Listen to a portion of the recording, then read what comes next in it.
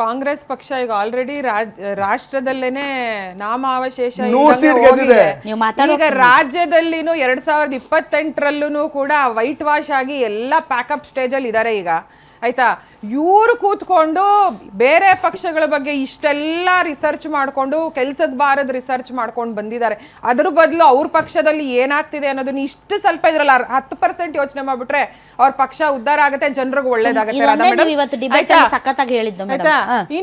ಇನ್ನೊಂದು ವಿಷಯ ಏನು ಅಂತಂದ್ರೆ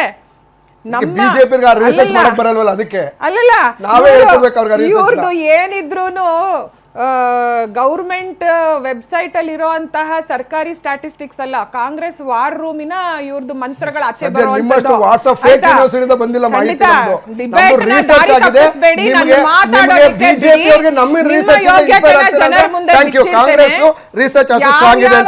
ಇವರು ಕಾಂಗ್ರೆಸ್ ಅವರು ಪ್ರಾದೇಶಿಕ ಪಕ್ಷಗಳ ಜೊತೆ ಇಂಡಿ ಒಕ್ಕೂಟ ಅಂತ ಮಾಡ್ಕೊಂಡು UPA ಹೆಸರಲ್ಲಿ ಹೋಗಕ್ಕಾಗಲ್ಲ, ಛೀಮಾರಿ ಹಾಕಿದ್ದಾರೆ ಇಡೀ ದೇಶದಲ್ಲಿ ಜನ ಅಂತ ನಾಮಕರಣ ಬೇರೆ ಮಾಡ್ಕೊಂಡು ಇಂಡಿ ಒಕ್ಕೂಟ ಅಂತ ಹೋಗಿ ಅದು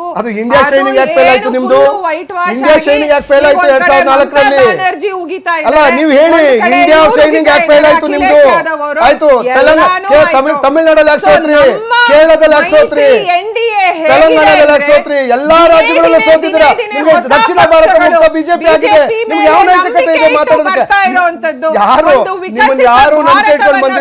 ವಿಕಸಿತ ಭಾರತ ಆಗಿದ್ರೆ ಪ್ರತಿ ವರ್ಷ 20 ಲಕ್ಷ ಭಾರತೀಯರು ಅಮೆರಿಕಾಗೆ ಹೋಗಿದ್ದಾರೆ. ಮೋದಿ ಅವರಿಗೆ ನಮ್ಮ ಜೊತೆಗೆ ಮ್ಯಾನುಫ್ಯಾಕ್ಚರಿಂಗ್ ಸೆಕ್ಟರ್ 60 ಫ್ಯಾಕ್ಟರಿಗಳು 60,000 MSMEಗಳು ಮುಚ್ಚೋಗಿದ್ದಾವೆ. ಅವರ ಪಕ್ಷದ ಅಸ್ತಿತ್ವದ ಬಗ್ಗೆ ಅವ್ರು ಮಾತಾಡಿದ್ದಾರೆ. ಅವರು ಸ್ಥಳೀಯ ಸಂಸ್ಥೆ ಚುನಾವಣೆಯಲ್ಲಿ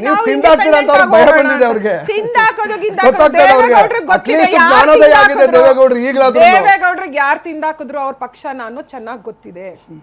ಆಗಿದ್ರೆ ಮುಖ್ಯಮಂತ್ರಿ ಮಾಡಿದವ್ರನ್ನ ನಾವೇ ಪ್ರಧಾನಮಂತ್ರಿಗಳು ಮಾಡಿದ್ವಿ, ದೇವೇಗೌಡರನ್ನ ಮುಖ್ಯಮಂತ್ರಿ ಪ್ರಧಾನಮಂತ್ರಿ ಮಾತಾಡೋದಕ್ಕಿಲ್ಲ. ಯಾಕೆಂದ್ರೆ ಇವತ್ತು ಇಡೀ ದೇಶದಲ್ಲಿ ರಾಜ್ಯದಲ್ಲಿ ಕಾಂಗ್ರೆಸ್ ಬಗ್ಗೆ ಯಾರು 100 ಸೀಟ್ ಇಟ್ಕೊಂಡು ಇವತ್ತು ಮೋದಿ ಇಂಡಿಪೆಂಡೆಂಟ್ ಡಿಸಿಷನ್ ತಗೊಳ್ಳೋಕಲ್ಲ. ರಾಹುಲ್ ಗಾಂಧಿನೇ ಬೇಕು ವಿರೋಧ ಪಕ್ಷದಲ್ಲಿ.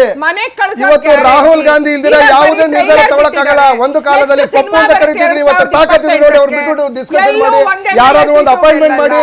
ವಿರೋಧ ಪಕ್ಷದಲ್ಲಿ 100 ಸ್ಥಾನಗಳನ್ನು ಗೆದ್ದಿದ್ದೇವೆ. ಬಿಜೆಪಿ ಗೆದ್ದಿರೋದು 220, 420 ಅಂತ 420 ಅಂತ ಹೋಗ್ಬಿಟ್ಟು ಬರೀ 220 ಗೆದ್ದಿದ್ದಾರೆ. ಕರ್ನಾಟಕದಲ್ಲಿ ಇತಿಹಾಸ ಸೃಷ್ಟಿ ಮಾಡುತ್ತೆ. ಏನಂತ ನಾವು ಸೃಷ್ಟಿ ಮಾಡ್ತೇವೆ. 420 ಹೋಗಿ 220 ಬಂದ್ರಿ. ಬಿಜೆಪಿ 420 220 ಆದ್ರೆ ಮೇಡಮ್ ಅವರೇ ಅಂದ್ರೆ 420 220 ಆದ್ರೆ ಇನ್ನೂ ಕಾಂಗ್ರೆಸ್ 2028ರಲ್ಲಿ ರಾಜ್ಯದಲ್ಲಿ ಇರಲ್ಲ.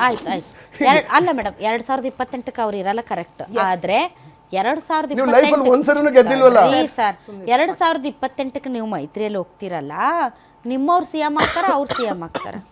ನಮ್ಮ ವರಿಷ್ಠರು ಕೂತ್ಕೊಂಡು ಆ ಟೈಮ್ಗೆ ಮಾತಾಡ್ಕೊಳ್ತಾರೆ ಯಾರು ಏನಾಗ್ಬೇಕು ಅಂತ ಅವ್ರವ್ರ ಜವಾಬ್ದಾರಿ ಮಾಡ್ಕೊಳ್ತಾರೆ. ಇಲ್ಲೇ ಬದಲಾಗೋದು ರಾಜಕೀಯವಾದಂತಹ ಲೆಕ್ಕಾಚಾರಗಳು. ಯಾಕೆ ಅಂತಂದ್ರೆ ಮೈತ್ರಿ ಮಾಡ್ಕೊಂಡು ಬಿಟ್ಟಿದ್ದೀವಿ ಅನ್ನೋ ಕಾರಣಕ್ಕೆ ಎಲ್ಲವನ್ನು ಹರಿವಾಣದಲ್ಲಿ ಇಟ್ಟು ಕೊಡುವಂತ ಜಾಯಮಾನ ಕುಮಾರಸ್ವಾಮಿ ಅವ್ರದ್ದು ಮತ್ತು ದೇವೇಗೌಡರು. ಬಿಹಾರದಲ್ಲಿ ನೋಡಿದ್ರಿ ಬಿಹಾರ ನಿತೀಶ್ ಕುಮಾರ್ ಬೇರೆ, ಚರ್ಚೆ ಮಾಡಿ ಏನ್ ಮಾಡ್ಬೇಕು ಮಾಡಿದ್ರೆ ಅದೇ ರೀತಿ ಕರ್ನಾಟಕದಲ್ಲೂ ಆಗುವಂತದ್ದು. ಯಾವ ಅದಕ್ಕೆ ವಿಜೇಂದ್ರ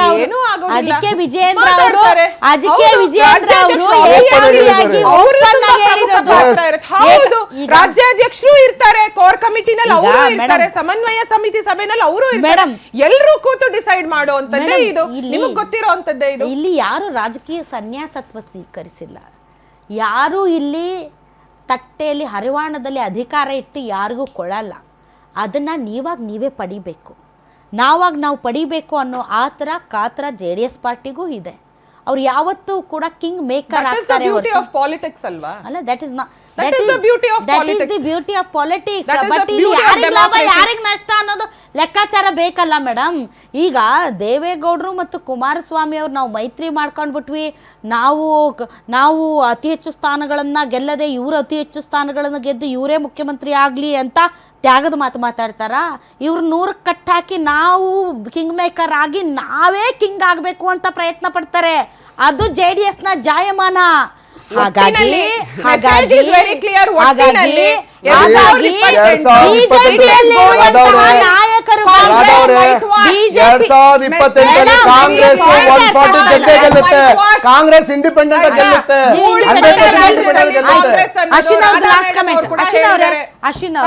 ಅಶ್ವಿನ್ ಅವರೇ, ಈಗ ನೋಡಿ, ಮೈತ್ರಿಯಲ್ಲಿ ಇರುವವರೆಗೂ ಹಮ್ ಬಾಯಿ ವೆನ್ ಇಟ್ ಕಮ್ಸ್ ಟು ನನ್ನ ಅಸ್ತಿತ್ವ ಅಂದಾಗ ನಾವು ಅನ್ನೋದಿದ್ದೇ ಇರುತ್ತೆ, ಹೌದಲ್ವಾ ಸರ್?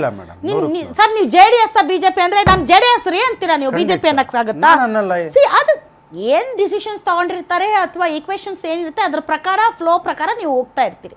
ನಾಳೆ ಒಂದು ಪೊಸಿಷನ್ಗೆ ಬರ್ತಾರೆ ಸರ್, ಆ ಪೊಸಿಷನ್ಗೆ ಬಂದಾಗ ನಾವೆಷ್ಟು ನೀವೆಷ್ಟು ಅಂದಾಗ ಡೆಫಿನೆಟ್ಲಿ ನಾವು ನಮ್ಮ ಸ್ಥಾನವನ್ನು ಭದ್ರ ಮಾಡಿಕೊಂಡು ನಾವು ಆಸ್ಕಿಂಗ್ ಕೆಪಾಸಿಟಿ ಕೇಳಿ ಪಡೆಯುವಂತಹ ಕೆಪಾಸಿಟಿಗೆ ನಾವು ಬರಬೇಕು ಅಂತ JDS ಬಯಸೋದ್ರಲ್ಲಿ ತಪ್ಪೇನೂ ಇಲ್ವಲ್ಲ ಸರ್, ಹೌದಲ್ವಾ ಸರ್? ಸೊ ಇಂತಹ ಸಂದರ್ಭದಲ್ಲಿ ಒಂದು ಸ್ವಲ್ಪ ಈ ಕಡೆ ತೂಕ ಜಾಸ್ತಿ ಆದಾಗ ಬಿಜೆಪಿಯಲ್ಲಿರೋರು ನಾನು ಯಾಕೆ ಆಗಬಾರ್ದು ಅನ್ನುವಂಥ ಹೋರಾಟ ನಡೆಸೋದ್ರಲ್ಲಿ ತಪ್ಪಿದೆಯಾ? ತಪ್ಪಿಲ್ಲ. ಅದೇ ಭಾಗವಾಗಿ ವಿಜಯೇಂದ್ರ ಅವರು ಇವತ್ತು ನಾವು ಏಕಾಂಗಿಯಾಗಿ ನಾವು ಸ್ಪರ್ಧೆ ಮಾಡಿ ಸ್ವಂತ ಬಲದ ಮೇಲೆ ನಾವು ಬಹುಮತ ಗಳಿಸೋಣ ಅಂತ ಒಬ್ಬ ರಾಜ್ಯಾಧ್ಯಕ್ಷ ಹೇಳೋದು ತಪ್ಪಿದೆಯಾ ಸರ್? ತಪ್ಪಿಲ್ಲ.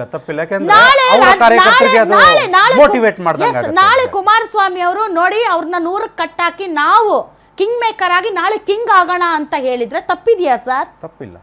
ಮತ್ತೆ ಈ ರಾಜಕೀಯ ಮಹತ್ವಾಕಾಂಕ್ಷೆ ಇಲ್ಲದೆ ಸುಮ್ನೆ ನೀನಾಗು ನಾನಾಗು ಅಂತ ಅನ್ನೋದಕ್ಕೆ ಇದು ಪೊಲಿಟಿಕ್ಸ್ ಇಲ್ಲ ಅಂದ್ರೆ ಇದೇನಾದ್ರು ವಿಷಯಕ್ಕೆ ಬಾಯಿ ಹಾಕ್ಬೇಡಿ.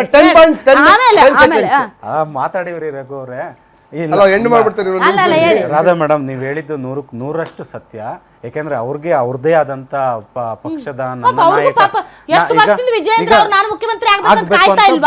ಖಂಡಿತ. ಈಗ ಬಿಜೆಪಿ ಅವರು ಅದು ನಾನು ಆಗ್ಬೇಕು ಅಂತ ಅವರ ಒಂದು ಆಸೆ ಇರೋದು, ಆಕಾಂಕ್ಷೆಗಳು ಇರೋದು ತಪ್ಪಿಲ್ಲ. 116 ಬಂದ್ರೆ ಅವರು ನಾವೇ ಮುಖ್ಯಮಂತ್ರಿ ಆಗ್ತೀವಿ ಅಂತ ಹೇಳ್ಬಹುದಲ್ಲ ಅವರು. ನಾನು ಒಬ್ಬ JDS ಕಾರ್ಯಕರ್ತನಾಗಿ 2028ಕ್ಕೆ ಕುಮಾರಣ್ಣ ಅವ್ರನ್ನ CM ಆಗಿ ನೋಡ್ಬೇಕು ಅಂತ